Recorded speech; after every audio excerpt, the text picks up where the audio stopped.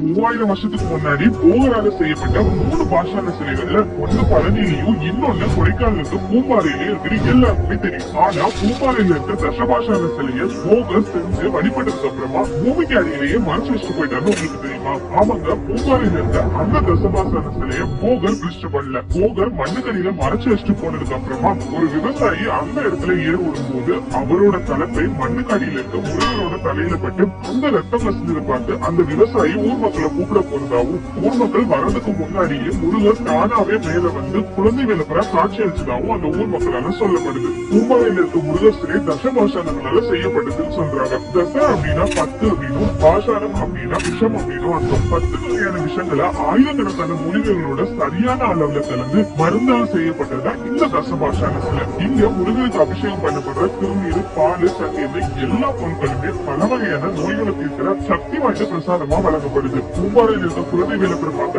நம்ம நினைச்ச ஒன்றையெல்லாம் போய் பார்க்க முடியாது. முருகர் நினைச்சா மட்டும்தான் நம்ம அங்க போய் அவரை தரிசனம் பண்ண முடியும். நீங்க முருகரோட கோட்டையான கொடைக்கானல் பிளான் பண்றீங்கன்னா மறக்காம இந்த பூம்பாறை குழந்தை வேலைப்பறையும் 4000 வருஷ பழமையான வில்பட்டி வெற்றி வேலைப்பறையும் பார்க்காம போகாதீங்க. உங்களுக்கு முருகரை பிடிக்கும்னா like, share and subscribe my channel.